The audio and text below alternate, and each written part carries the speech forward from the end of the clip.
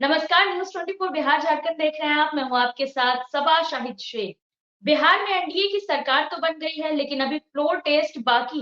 इस बीच जीतन राम मांझी ने 2 मंत्री पद की मांग करके बिहार में हलचल तेज कर दी है, साथ ही एनडीए की टेंशन भी बढ़ा दी। तो चलिए आज इसी पर चर्चा करते हैं। चर्चा के लिए हमारे साथ मौजूद है राजनीतिक विश्लेषक डॉक्टर संजय कुमार। सर, बहुत बहुत स्वागत है आपका। जी एक तरफ नमस्कार। बिहार में जी एक तरफ बिहार में एनडीए की सरकार बन गई है, तो वहीं दूसरी तरफ जीतन राम मांझी ने 2 मंत्री पद की मांग की है। इसे आप कैसे देखते हैं? देखिए, जीतन राम मांझी का महत्व तो है ही, 4 विधायक उनके पास है। और चूंकि जीतन राम मांझी जी ने तो यहाँ तक कहा कि उस गठबंधन के तरफ से मुझे मुख्यमंत्री का ऑफर है और मैंने मुख्यमंत्री का ऑफर कराया है, तो कम से कम यहाँ मुझे 2 मंत्री तो चाहिए। अब 243 विधानसभा है बिहार में, 15% का ये होता है, उससे अधिक आप मंत्री नहीं रख सकते हैं। तो अगर 243 विधायक की विधानसभा में मैक्सिमम जो मिनिस्टर्स होंगे वो 36 होंगे। तो आप कल्पना कीजिए कि जब इनके पास मात्र 4 विधायक हैं, तो 4 विधायक में 2 मंत्री का मतलब 50% का आंकड़ा। तो क्या 50% आंकड़े की इजाजत कॉन्स्टिट्यूशन देता है?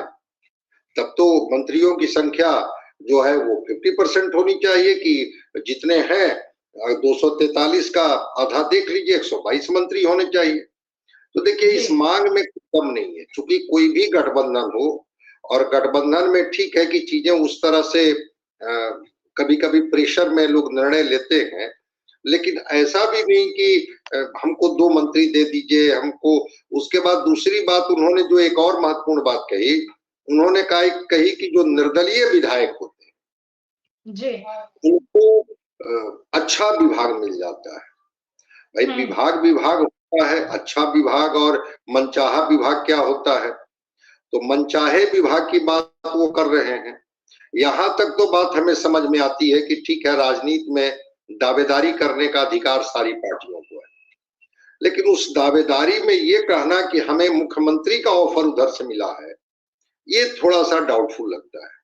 और अभी तो फ्लोर टेस्ट बाकी है, 12 को फ्लोर टेस्ट है। अब फ्लोर टेस्ट में मांझी जी का मन कब डोल जाएगा, क्या ये करेंगे नहीं करेंगे, इस पर तो एक मन में शंका उत्पन्न हो ही जाती है ना। हालांकि संतोष मांझी के जो बेटे हैं, उन्होंने आकर के कहा है कि नहीं, मैं एनडीए के साथ रहूंगा, मुझे नहीं पता है कि कोई मुख्यमंत्री पद का ऑफर आया है, हमारे पास तो नहीं आया है। लेकिन जीतन राम मांझी के जो बोल हैं, वो बोल से तो बहुत कुछ समझ में आती ही है ना, कि अगर आप हमारी शर्तों पर हमें जगह नहीं देंगे, हमें सम्मान नहीं देंगे, तो फिर हम कोई भी निर्णय ले सकते हैं, या निर्णय लेने के लिए अधिकृत। तो राजनीति में तो संभावनाएं बची रहती है और बनी रहती है, और जीतन राम मांझी भी बदलते रहते हैं अपनी निष्ठा, अपना दल को कभी इस गठबंधन के साथ, कभी इस गठबंधन के साथ करते रहते हैं। तो जीतन राम मांझी के जो बयान हैं, वो एक शंका तो उत्पन्न कर ही रहा है। बिल्कुल। तो क्या जीतन राम मांझी ये बयान देकर प्रेशर पॉलिटिक्स कर रहे हैं? बिल्कुल प्रेशर पॉलिटिक्स कर रहे हैं, और इसी को तो प्रेशर पॉलिटिक्स कहा जाता है। और किसको प्रेशर पॉलिटिक्स कहा जाता है? जब आप चीजों को समझ रहे हैं कि आपके पास 4 ही विधायक हैं और उसमें 1 मंत्री भी अगर मिल रहा है, तो कहीं ना कहीं आपके हिस्से का ख्याल रखा जा रहा है। लोकसभा का चुनाव सामने है, निश्चित रूप से आपकी पार्टी के कोई ना कोई सदस्य लोकसभा लड़ेंगे, और भी कुछ जिम्मेवारी दी जा सकती है।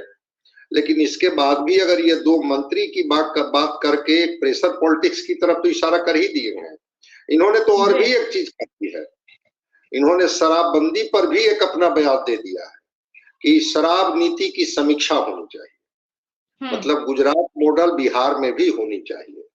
तो जो नीतीश कुमार किसी भी कीमत पर शराबबंदी के इशू पर किसी भी गठबंधन के साथ कोई बात करने के लिए तैयार नहीं है, वहां पर भी ये गुजरात नीति की बात कर रहे हैं, और ये कह रहे हैं कि भाई जो बड़े लोग हैं वो तो शराब पी के बच जाते हैं, गरीब गुरबों को जेल में भेज दिया जाता है। तो एक तरह से अपना ये कार्ड भी खेलना चाहते हैं कि वो गरीब गुरबों का हमारे प्रति एक मन में भाव आए, कि नहीं, जीतन राम मांझी हमारे हक के लिए, हमारे अधिकारों के लिए, और जो हम कहीं कहीं अनावश्यक तरीके से जो कानून के जाल में फंस जाते हैं, ट्रैप में चले जाते हैं, उससे हटाने की बात कर रहे हैं। तो ये तो कर ही रहे हैं। कांग्रेस ने तो ऑफर भी दे दिया है। आज प्रदेश अध्यक्ष हैं अखिलेश सिंह, उन्होंने प्रसाद सिंह ने ऑफर दिया है कि अगर वो उनके साथ आएंगे तो वो उन्हें मुख्यमंत्री बना देंगे। क्या कहेंगे इस पे? बिल्कुल भाई, क्यों नहीं बना देंगे। जब उनकी गठबंधन की सरकार चली गई और आंकड़ों का जो गणित है वो जाकर के 122 पर पूरा होता है, 114 की संख्या भी उनके साथ है, 128 एनडीए के साथ है।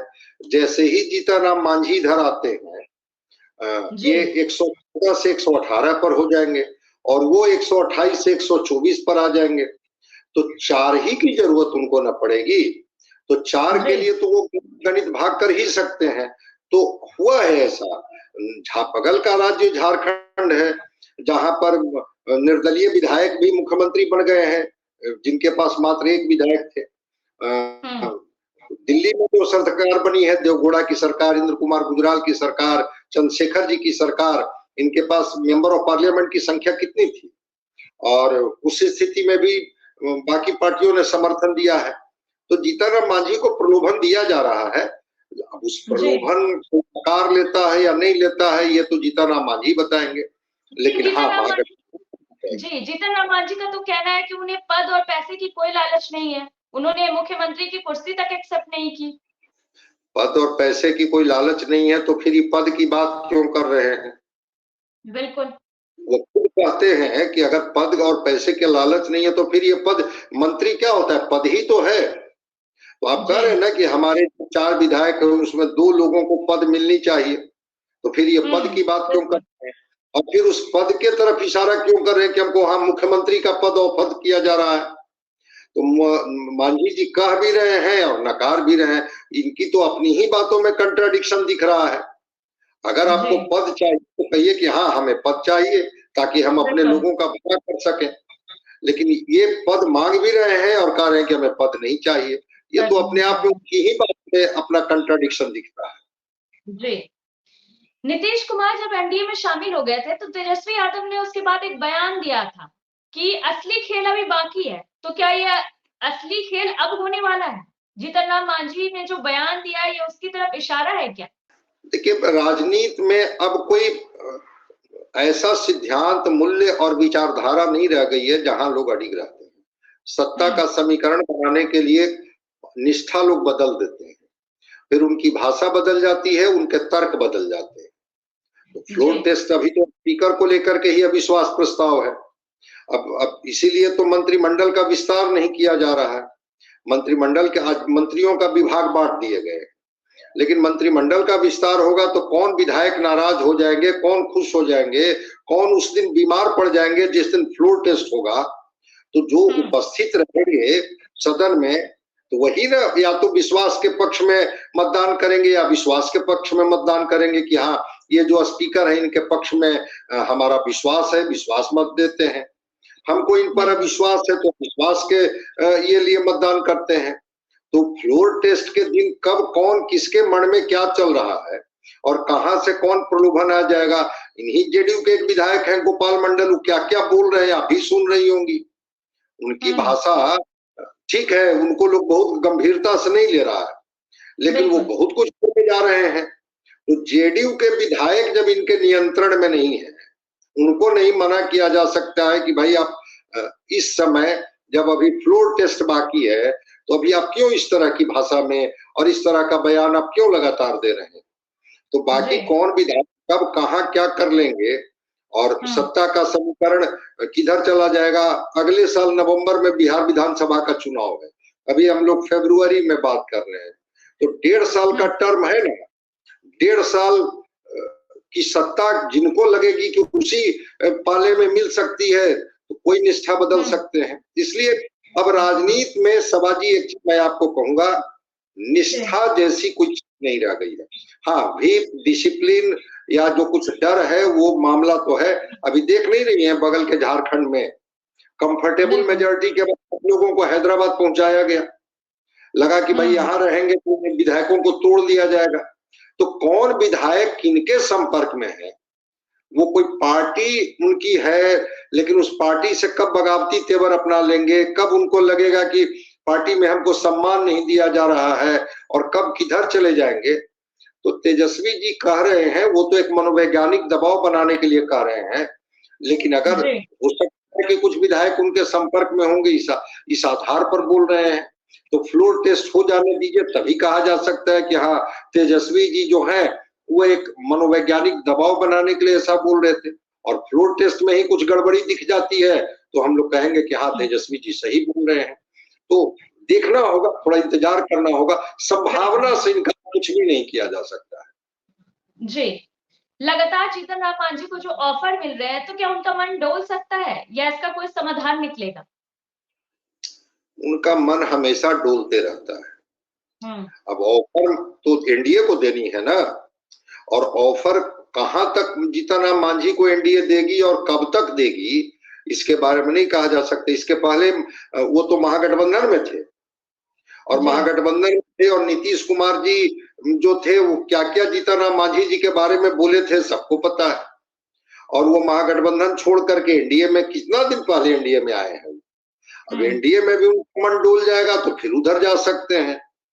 अब जहां मुख्यमंत्री बनाने की बात चल रही है तो वहां कब क्या हो जाएगा, कहे ना कि संभावना से इनकार नहीं किया जा सकता है। और महागठबंधन के पास होने के लिए तो कुछ नहीं है। जो सरकार थी महागठबंधन की वो तो चली गई, खोने के लिए किसको है, एनडीए को है। तो एनडीए तो किसी भी कीमत पर नहीं चाहेगी कि मांझी जी का मन डोले, या मांझी जी को नाराज कर दें, या मांझी जी असंतुष्ट हो जाए। तो हर कोशिश एनडीए करेगी कि नहीं मांझी जी हमारे साथ रहें, और मांझी जी संतुष्ट रहें, और उनके मन को भी स्थिर करके रखा जाए कि उनका मन डोले नहीं। जब डोलने लगेगा तब तो फिर किधर भी झुक सकते हैं। महागठबंधन भी अपना जाल फेंकेगी कि मांझी जी जो डोलने लगे हैं तो चलिए कहीं इधर ना आ जाए। तो इसके लिए ऑफर तो इधर से मिल ही रहा है, और इस ऑफर को, सबसे आश्चर्यजनक बात है कि उस ऑफर को मांझी जी बता भी रहे हैं कि हमको मुख्यमंत्री का ऑफर मिला है। तो मांझी जी क्या करेंगे कुछ भी नहीं कहा जा सकता है, संभावना से इनकार नहीं किया जा सकता। लेकिन एनडीए चाहेगी इनको रोक करके रखने की, महागठबंधन चाहेगी कि मांझी जी एनडीए से निकले और हमारे साथ आ जाए, ताकि उस समीकरण को हम कमजोर करके कोई और बिहार में तस्वीर देखने को मौका मिल जाए। संभव है, कुछ भी राजनीति में संभव है, थोड़ा इंतजार करना होगा तक। जी, तो अभी इस वक्त जो बिहार की राजनीति में कुछ नया होते जा रहा है, तो इसको आप किस नजरिए से देखते हैं? बिहार की राजनीति में क्या कहना चाहेंगे आप? बिहार की राजनीति में अभी देखिए, अवध बिहारी चौधरी जो स्पीकर हैं वर्तमान में, वो स्पीकर हैं आरजेडी पार्टी से आते हैं। तो अभी तो विश्वास प्रस्ताव के लिए जो 14 दिन का वक्त लिया गया, तो वो तो 12 तारीख को पहले तो ये लोग एक अविश्वास प्रस्ताव ला करके और अभी अवध बिहारी चौधरी जी को हटाएंगे स्पीकर के पद से, फिर ये लोग अपना स्पीकर। तो देखना होगा कि क्या फ्लोर टेस्ट के दिन जेडीयू अपने लोगों को इंटैक्ट रख पाती है, भारतीय जनता पार्टी इंटैक्ट रख पाती है, मांझी जी को समझा बुझा करके अपने खेमे में, क्योंकि अभी तो ये एनडीए में है और संतोष सुमन कह भी रहे हैं कि मैं प्रधानमंत्री जी के प्रति पूरी तरह से निष्ठावान हूं, पूरा भरोसा है, हम एनडीए छोड़ के कहीं नहीं जा रहे। तो अगर वो कुछ इंटैक्ट रहेगा तो ठीक है। अब तो एनडीए की सरकार बन गई है, एनडीए की सरकार चलेगी, लोकसभा का चुनाव ये लोग लड़ेंगे। कल ललन सिंह गुलदस्ता दे आए हैं प्रधानमंत्री जी को, आज लाल कृष्ण आडवाणी के भारत रत्न पर इन्होंने बधाई दी, फिर इन्होंने कहा कि जो बिहार में हुआ बहुत अच्छा हुआ, अब आगे और अच्छा होगा। महागठबंधन जो है वो एक कह रही है कि देखिए अभी क्या क्या खेला होता है, खेल अभी बाकी है, खेल होने में थोड़ा समय लगेगा लेकिन खेल होकर रहेगा। तो सरफेस पर, फ्लोर पर तो बहुत सारी चीजें चल रही हैं और ये राजनीति में चलते भी रहती है, ऐसा कुछ नहीं है। कोई एक दल को तो मेजॉरिटी है नहीं, गठबंधन की सरकार है, चाहे उस गठबंधन की सरकार हो चाहे इस गठबंधन की सरकार हो, और गठबंधन में नीतीश कुमार एक मजबूत धुरी है। तो मांझी जी के मन डोलने से भी तो 124 का आंकड़ा उन लोगों के पास है ही ना, ऐसा नहीं है कि वो 124 आंकड़ा वो नहीं पूरा कर लेंगे तो 124 तो उनके साथ है ही, और इधर 114 और मांझी जी आ भी जाएंगे तो 118 होगा। तो मांझी जी के आ जाने से क्या वो सरकार गिर जाएगी? ऐसा तो है नहीं। तो देखना होगा कि और कौन लोग अंदर खाने से संपर्क में हैं, एब्सेंट हो जाएंगे, बीमार पड़ जाएंगे या फ्लोर टेस्ट के दिन अनुपस्थित हो जाएंगे। हम लोगों को इंतजार करना चाहिए स्पीकर के अविश्वास प्रस्ताव तक। या विश्वास प्रस्ताव में क्या होता है? अगर अविश्वास प्रस्ताव स्पीकर के खिलाफ पास हो जाता है तो मानेंगे कि नहीं, एनडीए अब इंटैक्ट है, आगे चलेगी। अगर उस दिन कुछ खेल ये लोग अंदर खाने में कर रहे होंगे तो मुझे नहीं पता है, खेल की संभावना से इनकार भी नहीं किया जा सकता है। तो हम लोग 10 तारीख को था फ्लोर टेस्ट, शायद गवर्नर साहब बाहर हैं निजी काम से, इसलिए अब उसको 12 तारीख को रख दिया गया है। तो 12 तारीख को फ्लोर टेस्ट होने दीजिए, उसके बाद हम लोग बात कर लेंगे। जी बिल्कुल, बहुत बहुत शुक्रिया आपका हमारे साथ जुड़ने के लिए। फिलहाल के लिए इतना ही। देखते रहिए न्यूज़ 24 बिहार झारखंड।